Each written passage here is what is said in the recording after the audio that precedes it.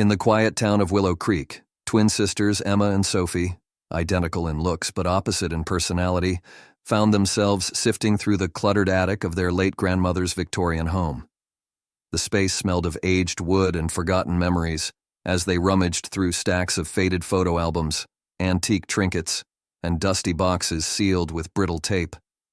Their mother had asked them to clean out the attic after their grandmother's passing, a task they had procrastinated for weeks.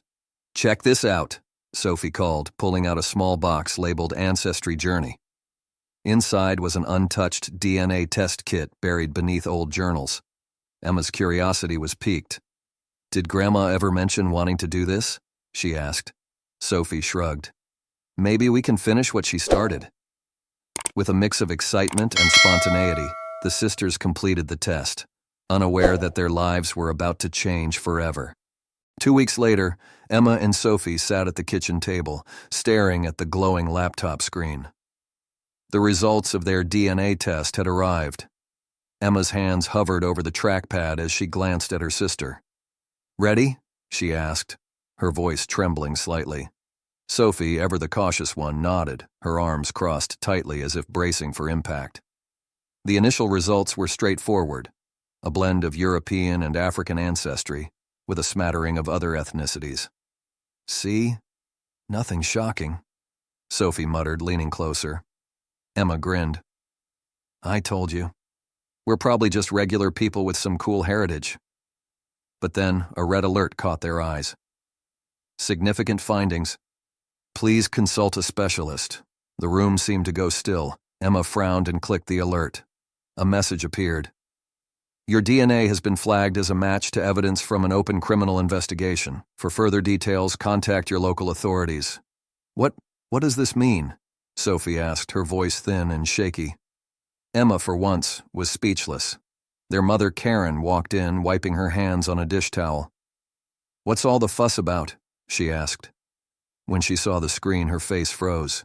That can't be right," Karen stammered. Her voice, usually steady and firm, now wavered. "What's going on, Mom?" Emma demanded, her heart pounding. Karen forced a smile. "Probably some clerical error. Let's not panic. We'll take this to Dr. Benson tomorrow and get it sorted." The following morning, the family sat in Dr. Benson's office. The sterile smell of the clinic only added to the tension. Dr. Benson was a kind man, known for his calm demeanor, but today his expression was different. As he reviewed the DNA results, his brow furrowed and his usual composure slipped. "I need a moment," he said, excusing himself. The door clicked shut, leaving an unsettling silence. Emma shifted uncomfortably in her chair.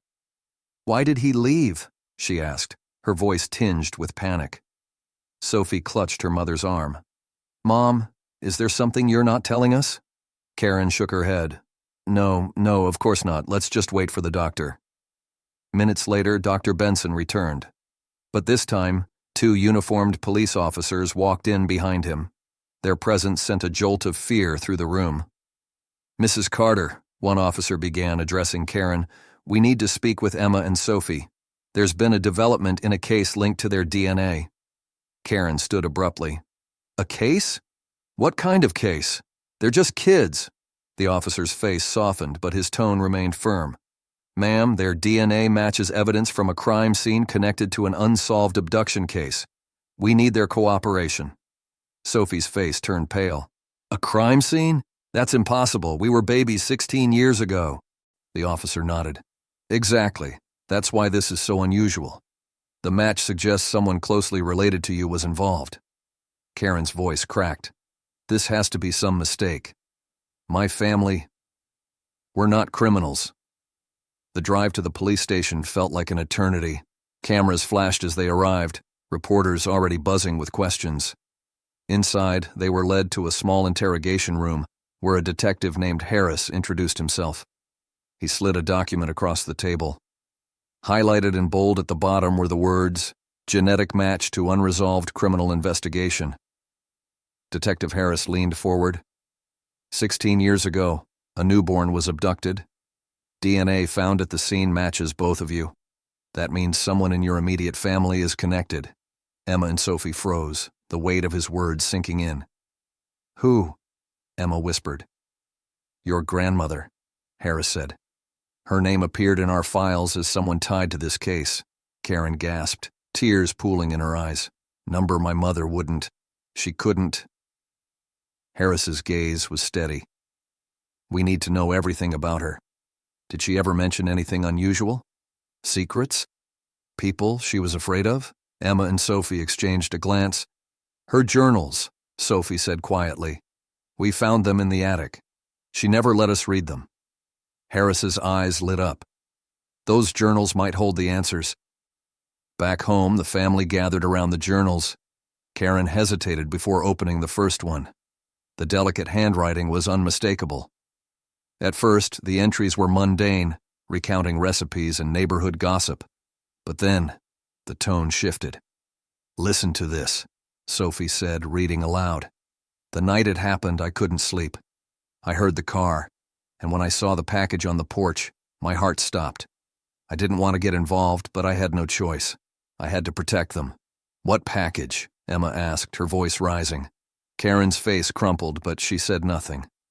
As they read further, the truth began to unravel. Their grandmother had been hiding a dark secret, a night when a man left 2 infant carriers at her doorstep, claiming it was the only way to save the babies. This doesn't make sense, Sophie whispered, tears streaming down her face. Karen shook her head, her voice breaking. I didn't know. I thought you were mine. You are mine. Emma clenched her fists. Who was he? What was he running from? Detective Harris had warned them that the investigation would take time. But Emma and Sophie were no longer sure they wanted the answers. What lay ahead was a truth that could shatter everything they thought they knew. Back at home, the air was thick with tension as Karen, Emma, and Sophie sat in the living room, staring at the journals spread out on the coffee table. The handwriting was their grandmother's, familiar, delicate, yet now imbued with an unsettling weight. Sophie carefully flipped to a marked page. Listen to this, she said, her voice trembling. I heard the car pull up late that night. When I saw the man's face, I knew he was desperate. He left the carriers on the porch and begged me to protect them. I didn't want to take them in, but how could I refuse? They were just babies. Karen's hands shook as she clutched a mug of tea. She never told me any of this, she murmured. I thought she was just being overprotective. I had no idea. Emma, pacing back and forth, stopped abruptly. What does this mean? She knew something was wrong, but she still kept us? Why didn't she call the police? Karen's voice cracked. Maybe she was afraid. Maybe she thought keeping you was the safest option. Sophie flipped to another page. He came back, she read aloud, her voice tightening. He said they weren't safe with me, but I refused to give them up. I told him I'd protect them with my life. He threatened me, said he'd return. Emma froze. Who is he? She demanded. Karen looked pale, her eyes darting between her daughters. I don't know, she whispered, though doubt was etched across her face. The next entry revealed something even darker. I'm haunted every day. I look at their faces and wonder if they'll ever find out the truth. I've taken this secret to my grave to keep them safe. I only pray it's enough. Sophie closed the journal, tears welling in her eyes. She knew everything. She knew who was after us. At that moment, Karen's phone buzzed. It was Detective Harris. We've identified the man from the birth certificates, he said grimly over the speaker. He's tied to a human trafficking ring that operated here years ago. We believe he was trying to protect you when he left you with your grandmother, but his motives were far from pure. We're sending officers to your house to ensure your safety. If he's still alive, he may try to find you. The room fell into stunned silence. Emma and Sophie exchanged wide-eyed glances, fear and confusion mingling. Karen pulled them close, her voice trembling as she whispered, We'll get through this. Together. But outside, the shadows seemed to grow darker, hinting that the danger wasn't far behind. The police arrived within the hour, setting up a patrol car outside the house and stationing an officer on the porch. Inside, Emma, Sophie, and Karen huddled in the living room, their grandmother's journals now boxed up as evidence for the investigation. Detective Harris sat across from them, his expression grave but calm. "We've been working to trace your biological father's whereabouts," he began, his voice steady. "He disappeared years ago after his involvement with a trafficking ring came to light. We believe he left you with your grandmother to protect you from people in his circle. But that didn't erase the danger." Karen clenched her fists. "You're saying he's alive? That he might come back?" Harris nodded. "It's possible. We don't know his current motivations, but if he's desperate enough, he might see you as a way to fix whatever trouble he's in." The words hung in the air like a heavy fog. Sophie hugged her knees to her chest, her mind racing. But why now? Why after all these years? Harris leaned forward. "The DNA test you took reopened the case. It's public record now, and if he or anyone connected to him sees it, they might take it as a signal to act." Emma shot out of her chair, pacing the room. "So, what do we do? Just wait here, hoping nothing happens?" Harris's gaze didn't waver. "We're taking precautions. Your home is being monitored, and we'll follow every lead. But I need you all to stay vigilant. If anything feels off, anything at all, you call us immediately." That night the house felt like a fortress, but the sisters couldn't shake the unease creeping into every corner. Emma stood by the window, peeking through the curtains at the patrol car stationed outside. "Do you think he's out there, watching us?" she asked, her voice barely above a whisper. Sophie sat on the couch, clutching a blanket. "I don't know, but I can't stop thinking about Grandma. She must have been terrified." Karen placed a hand on Sophie's shoulder, her voice firm despite her trembling hands. "Your grandmother did what she thought was best, and now it's my job to protect you." Just as the words left her mouth, the porch light flickered. Emma's heart raced as she turned toward the door. A shadow moved across the front yard, too quick to be a trick of the light. Karen grabbed her phone, dialing Harris. "There's someone outside," she whispered. The officer on the porch stepped into the yard, flashlight in hand. A tense silence followed. Then a loud knock shattered the stillness. "Open the door," a deep voice demanded. Terror coursed through the family as they froze, realizing that their past might already be at their doorstep. Karen's heart pounded as the loud knock echoed through the house. Emma and Sophie froze, wide-eyed and trembling. The officer outside called out, his flashlight cutting through the darkness. "This is the police! Who's there?" The voice responded, rough and unsteady. "I'm not here to hurt anyone, I just need to talk." Karen clutched the phone, her knuckles white as she whispered to the dispatcher.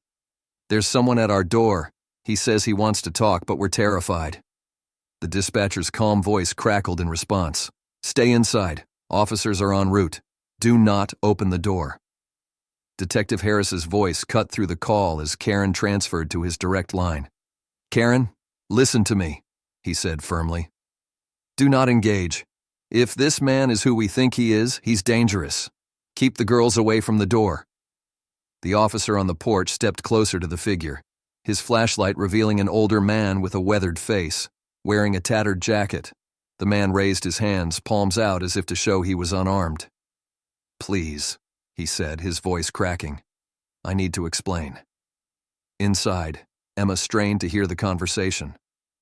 "Who is that?" she whispered, her breath shallow. Sophie shook her head, clinging to her sister's arm. The officer radioed for backup but kept his flashlight steady on the man. "Sir, you need to step back and wait here," he ordered. The man's gaze shifted toward the house, his expression desperate. "They need to know the truth. I never meant for any of this to happen." Karen's breath hitched. Her mind raced as fragments of her mother's journal entries surfaced. "He said he'd come back. He swore he'd do whatever it took to keep them safe." Suddenly, red and blue lights flashed outside as additional patrol cars arrived. Officers surrounded the man, moving with precision. The man didn't resist as they handcuffed him, but he kept shouting, "I did it to save them. You have to believe me." Inside, Detective Harris called Karen back. "We've got him," he said. "It looks like your biological father.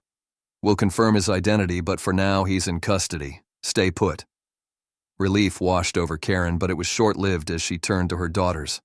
Emma and Sophie looked shaken, their eyes locked on the window. "Why would he come back now?" Sophie whispered. Karen knelt in front of them, her voice trembling. "I don't know. But whatever his reasons, we'll find out. And no matter what, we'll face it together. The following day, Detective Harris visited Karen, Emma, and Sophie at their home. The atmosphere was tense, the previous night's events still fresh in their minds. Harris carried a file under his arm, his face grim. "We've identified the man from last night," he began. "He's confirmed to be your biological father, David Mercer. He claims he's been on the run for years, hiding from dangerous people connected to the trafficking ring he once worked for." Karen sat rigid on the couch, her hands clasped tightly. "And now he's brought that danger back to my daughters?" she asked, her voice sharp with anger. Harris nodded solemnly. "We're looking into his claims. He insists he left Emma and Sophie with your mother to keep them safe, but his story raises as many questions as it answers. He also mentioned something about a deal gone wrong. Do either of you remember anything from your grandmother's journals that might shed light on this?" Emma exchanged a glance with Sophie before speaking. "There were entries about him coming back," she said hesitantly. "She wrote that he begged her to keep us and that she didn't trust him, but she did it to protect us." Sophie added, "She said he was desperate, that he was running from someone or something, but she never mentioned what exactly." Harris sighed, flipping through the file. "Mercer claims he cut ties with the ring years ago, but the people he worked with don't let go easily. If they discover you exist, they might see you as leverage." The word sent a chill through the room. Karen's face hardened. "So, what are you going to do about it?" Harris's tone remained steady. "We've increased patrols in your neighborhood and Mercer is being held in custody for now. But if his story checks out, we need to determine whether he's truly a threat, or if the real danger lies with the people he's hiding from." That night, Emma and Sophie sat on the porch, watching the patrol car parked at the end of their driveway. The air was cool, but the weight of their situation kept them warm with unease. "Do you think he's telling the truth?" Emma asked, staring at the stars. "I don't know," Sophie replied quietly. "But if he's not, why would he risk coming back? He had to know he'd be caught." Inside, Karen was on the phone with Harris, her voice low but firm. "I need answers," she said. "My daughters deserve to know the whole truth, and so do I." Harris promised to keep digging, but Karen knew one thing for sure. This fight wasn't over. The secrets of the past were still unraveling, and their family's strength would be tested like never before. The following day, Detective Harris visited Karen, Emma, and Sophie at their home. The atmosphere was tense, the previous night's events still fresh in their minds. Harris carried a file under his arm, his face grim. "We've identified the man from last night," he began. "He's confirmed to be your biological father, David Mercer. He claims he's been on the run for years, hiding from dangerous people connected to the trafficking ring he once worked for." Karen sat rigid on the couch, her hands clasped tightly. "And now he's brought that danger back to my daughters?" she asked, her voice sharp with anger. Harris nodded solemnly. "We're looking into his claims. He insists he left Emma and Sophie with your mother to keep them safe, but his story raises as many questions as it answers. He also mentioned something about a deal gone wrong. Do either of you remember anything from your grandmother's journals that might shed light on this? Emma exchanged a glance with Sophie before speaking. There were entries about him coming back, she said hesitantly. She wrote that he begged her to keep us and that she didn't trust him, but she did it to protect us. Sophie added, she said he was desperate, that he was running from someone or something, but she never mentioned what exactly. Harris sighed, flipping through the file. Mercer claims he cut ties with the ring years ago, but the people he worked with don't let go easily. If they discover you exist, they might see you as leverage. The word sent a chill through the room. Karen's face hardened. So, what are you going to do about it? Harris's tone remained steady. We've increased patrols in your neighborhood and Mercer is being held in custody for now. But if his story checks out, we need to determine whether he's truly a threat, or if the real danger lies with the people he's hiding from. That night, Emma and Sophie sat on the porch, watching the patrol car parked at the end of their driveway. The air was cool, but the weight of their situation kept them warm with unease. Do you think he's telling the truth? Emma asked, staring at the stars. I don't know, Sophie replied quietly. But if he's not, why would he risk coming back? He had to know he'd be caught. Inside, Karen was on the phone with Harris, her voice low but firm. "I need answers," she said. "My daughters deserve to know the whole truth, and so do I." Harris promised to keep digging, but Karen knew one thing for sure. This fight wasn't over. The secrets of the past were still unraveling, and their family's strength would be tested like never before. The story, set in 2025, highlights how advancements in technology like DNA testing can uncover deep, long-buried family secrets. It reminds us that while technology can bring clarity, it can also reopen wounds and challenge our understanding of identity. The Carter family's journey shows the importance of resilience, trust, and love in navigating unexpected revelations. In today's world, where personal information is increasingly interconnected, the story serves as a cautionary tale about privacy, the weight of hidden truths, and the strength of familial bonds to face challenges together, no matter how daunting the past may seem. Emma, Sophie, and Karen are at a crossroads, facing a tangled web of past secrets, dangerous threats, and unanswered questions about their identity. What would you do in their shoes? If you were Emma or Sophie, would you try to connect with David Mercer to uncover more about your past, or would you leave the secrets buried to protect your family? Should Karen trust Mercer's story, or continue to shield her daughters from the truth? Share your thoughts and advice for the Carter family in the comments below. Your insight could be the key to helping them decide their next steps. What should Emma and Sophie do next? How can Karen keep her daughters safe while uncovering the truth? If this story resonates with you, don't forget to like, share, and follow for updates on this journey. Every voice matters. Be a part of this story by offering your perspective. Together, let's explore how love, courage, and unity can overcome even the darkest of challenges.